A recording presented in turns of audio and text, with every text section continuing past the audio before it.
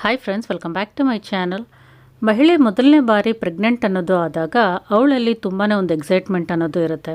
ದಿನಗಳು ಕಳೆದಂತೆ baby bump ಯಾಕೆ ಇನ್ನೂ ಕಾಣ್ತಾ ಇಲ್ಲ ಅಂತ ಒಂದು ಗಾಬರಿ ಅಥವಾ ಯೋಚನೆ ಅಥವಾ ಒಂದು ಕ್ಯೂರಿಯಾಸಿಟಿನೂ ಸಹ ಇರುತ್ತೆ. ಇನ್ನು ಪ್ರೆಗ್ನೆನ್ಸಿಯಲ್ಲಿ ಬೇಬಿ ಬಂಪ್ ಅನ್ನೋದು ಯಾವ ತಿಂಗಳಲ್ಲಿ ಕಾಣಿಸುತ್ತೆ, ಯಾವ ಪ್ರೆಗ್ನೆನ್ಸಿಯಲ್ಲಿ ಅಂದರೆ ಮೊದಲನೇ ಎರಡನೇ ಪ್ರೆಗ್ನೆನ್ಸಿ ಅಥವಾ ಯಾವ ತಿಂಗಳಿನಲ್ಲಿ ಬೇಬಿ ಬಂಪ್ ಅನ್ನೋದು ಚೆನ್ನಾಗೇ ಕಾಣಿಸುತ್ತೆ, ಯಾಕೆ ಬೇಬಿ ಬಂಪ್ ಅನ್ನೋದು ಕೆಲವರಲ್ಲಿ ಬೇಗನೆ ಕಾಣೋದಕ್ಕೆ ಸಿಗೋದಿಲ್ಲ, ಬೇಬಿ ಬಂಪ್ ಸ್ಮಾಲ್ ಯಾಕೆ ಇರುತ್ತೆ, ಯಾಕೆ ತುಂಬಾ ದೊಡ್ಡದಾದ ಬೇಬಿ ಬಂಪ್ ಕೆಲವರಲ್ಲಿ ಕಾಣೋದಕ್ಕೆ ಸಿಗುತ್ತೆ ಅನ್ನೋ ವಿಚಾರವಾಗಿ ಈ ವಿಡಿಯೋವನ್ನು ನೋಡೋಣ.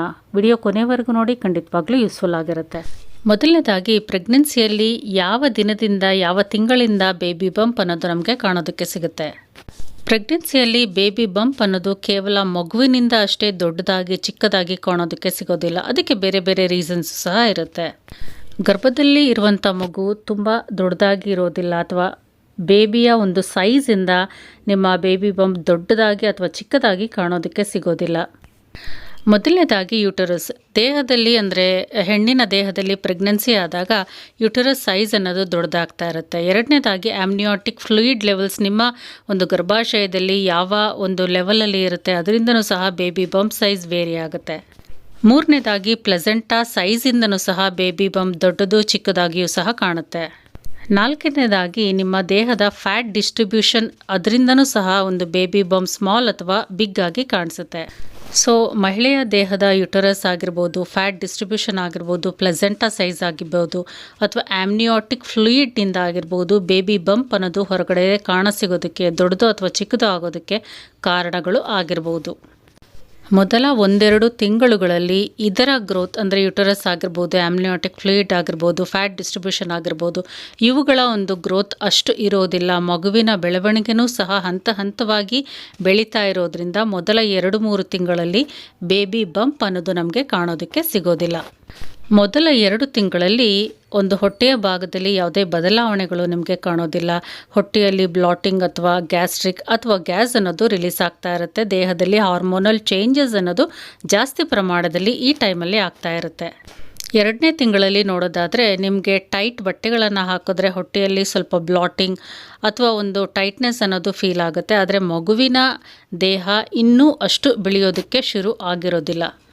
2ನೇ ತಿಂಗಳಲ್ಲಿ ಗರ್ಭಿಣಿಯರಿಗೆ ಸ್ವಲ್ಪ ದೇಹದಲ್ಲಿ ಆಗುವಂಥ ಕೆಲವು ಬದಲಾವಣೆಗಳು ಅನುಭವಕ್ಕೆ ಬರುತ್ತೆ.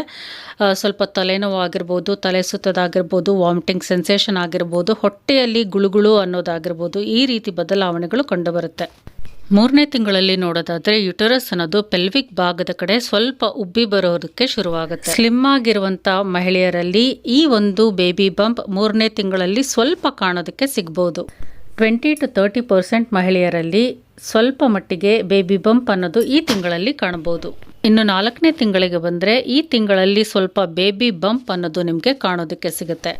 ಯುಟ್ರಸ್ನ ಸೈಜ್ ಫಾಸ್ಟ್ ಆಗಿ ಬೆಳೆಯೋದಕ್ಕೆ ಶುರುವಾಗುತ್ತೆ. ಗರ್ಭದಲ್ಲಿರುವಂಥ ಮಗುವಿನ ಬೆಳವಣಿಗೆನೂ ಸಹ ಈ ಹಂತದಲ್ಲಿ ಫಾಸ್ಟ್ ಆಗಿ ಆಗ್ತಾ ಇರುತ್ತೆ.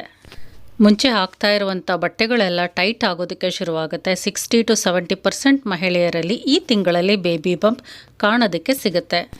5ನೇ ತಿಂಗಳಲ್ಲಿ ನೋಡೋದಾದರೆ ಕಂಪ್ಲೀಟ್ ಆಗಿ ಬೇಬಿ ಬಂಪ್ ಅನ್ನೋದು ಎಲ್ಲ ಮಹಿಳೆಯರಲ್ಲೂ ಕಾಣೋದಕ್ಕೆ ಸಿಗುತ್ತೆ.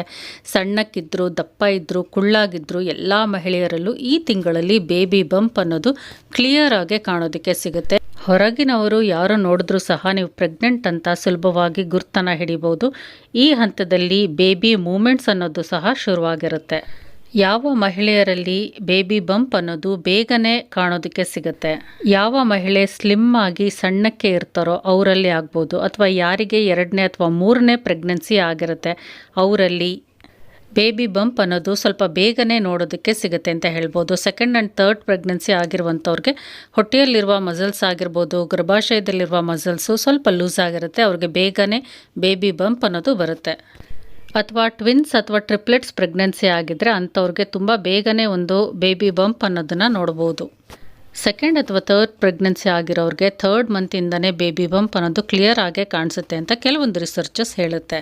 ಯಾರಿಗೆ ಬೇಬಿ ಬಂಪ್ ಅನ್ನೋದು ಲೇಟ್ ಆಗೇ ಕಂಡುಬರುತ್ತೆ ಅಂದರೆ ಓವರ್ ವೆಯ್ಟ್ ಇರುವಂಥವ್ರಿಗಾಗಿರ್ಬೋದು ಅಥವಾ ಫಸ್ಟ್ ಪ್ರೆಗ್ನೆನ್ಸಿ ಆಗಿರುವವ್ರಿಗಾಗಿರ್ಬೋದು, ಅಥವಾ ಯಾರಿಗೆ ಅಬ್ಡೋಮಿನಲ್ ಮಸಲ್ಸ್ ತುಂಬ ಸ್ಟ್ರಾಂಗ್ ಆಗಿ ಸ್ಟರ್ಡಿ ಆಗಿರುತ್ತೆ ಅಂಥವರಲ್ಲಿ ಬೇಬಿ ಬಂಪ್ ಅನ್ನೋದು ಲೇಟಾಗಿ ಕಾಣಿಸುತ್ತೆ. ಅಥವಾ ಯಾರಿಗೆ ಬೇಬಿ ಅನ್ನೋದು ಬ್ಯಾಕ್ ಸೈಡ್ ಹೋಗಿ ಸ್ಟ್ರಕ್ ಆಗಿರುತ್ತೆ, ಯುಟರಸ್ ಬ್ಯಾಕ್ ಸೈಡ್ ಹೋಗಿ ಇರುತ್ತೆ, ಅಂಥವ್ರಿಗೆ ಬೇಬಿ ಬಂಪ್ ಬೇಗನೆ ಕಂಡು ಬರೋದಿಲ್ಲ. ಇದನ್ನು ನಾವು ರೆಟ್ರೋವರ್ಟೆಡ್ ಯುಟರಸ್ ಅಂತ ಕರಿತೀವಿ. ಬೇಬಿ ಬಂಪ್ ನಮಗೆ ಬೇಗನೆ ಕಾಣೋದಕ್ಕೆ ಸಿಗದೇ ಇದ್ದರೆ ಗರ್ಭದಲ್ಲಿರುವಂಥ ಬೇಬಿಗೆ ಏನಾದರೂ ತೊಂದರೆ ಆಗಿರುತ್ತಾ? ಆ ರೀತಿ ಏನೂ ಇಲ್ಲ. WHO ರಿಸರ್ಚಸ್ ಪ್ರಕಾರ ಬೇಬಿ ಬಂಪ್ ಅನ್ನೋದು ಬೇಗನಾದರೂ ಕಾಣ್ಬೋದು ಅಥವಾ ಲೇಟಾಗಾದರೂ ಕಾಣ್ಬೋದು. ಇದರಿಂದ ಬೇಬಿ ಗ್ರೋತ್ಗೆ ಯಾವುದೇ ರೀತಿಯಾದ ಹಾನಿ ಅನ್ನೋದು ಆಗಿರೋದಿಲ್ಲ. ಆದರೆ ಪ್ರೆಗ್ನೆನ್ಸಿ ಅಂತ ನಮಗೆ ತಿಳಿದ ನಂತರ ಡಾಕ್ಟರ್ ಹೇಳಿರುವ ಸಮಯಕ್ಕೆ ಸರಿಯಾಗಿ ಒಂದು ಪ್ರೆಗ್ನೆನ್ಸಿ ಸ್ಕ್ಯಾನನ್ನು ತಪ್ಪದೆ ತೆಗೆಸ್ಕೋಬೇಕು. ಇದರಿಂದ ಬೇಬಿ ಹಾರ್ಟ್ ಬೀಟ್ ನಾರ್ಮಲ್ ಆಗಿ ಇದೆಯಾ, ಗ್ರೋತ್ ಚೆನ್ನಾಗಿ ಆಗ್ತಿದೆಯಾ ಅನ್ನೋ ವಿಚಾರಗಳನ್ನು ನೀವು ಕೂಲಂಕುಷವಾಗಿ ತಿಳ್ಕೊಬೋದು. ಆದರೆ 5th ಮಂತ್ ಆಗಿದ್ರೂ ಸಹ ಬೇಬಿ ಬಂಪ್ ನಿಮಗೆ ಕಾಣಿಸ್ತಾ ಇಲ್ಲ ಅಂದಾಗ ತಪ್ಪದೆ ಡಾಕ್ಟರನ್ನು ಕನ್ಸಲ್ಟ್ ಮಾಡಬೇಕು.